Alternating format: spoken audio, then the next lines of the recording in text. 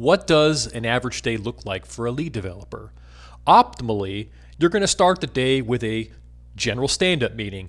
This is where you get the group of everyone doing work on the project, talk about what you're doing, and if there are issues, let's break that out into different sessions to have discussions.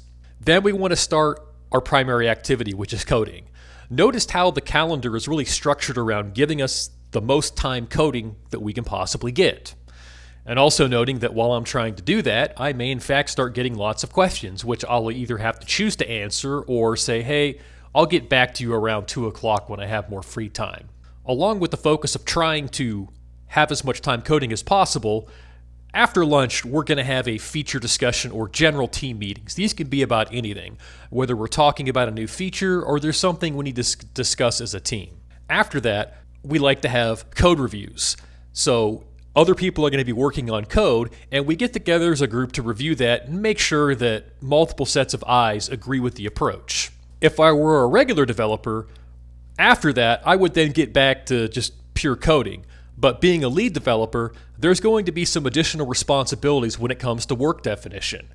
It's one thing to say we're working on this, but what do we work on next? Somebody has to quantify that in a way that another developer can understand in order to be able to execute this.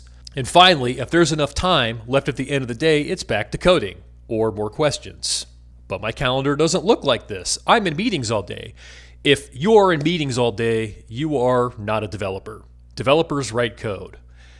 So if you are not finding yourself writing code, you really can't quantify yourself as a lead developer. So it's very important, especially as someone who's seen in a lead capacity, to be able to manage your own schedule. If that means talking with a manager or just blocking out time on your calendar saying, I need at least 2 to 3 hours of time to get work done per day. At this level, it's not a management issue. As a lead, it's up to you to manage your own schedule and to manage up.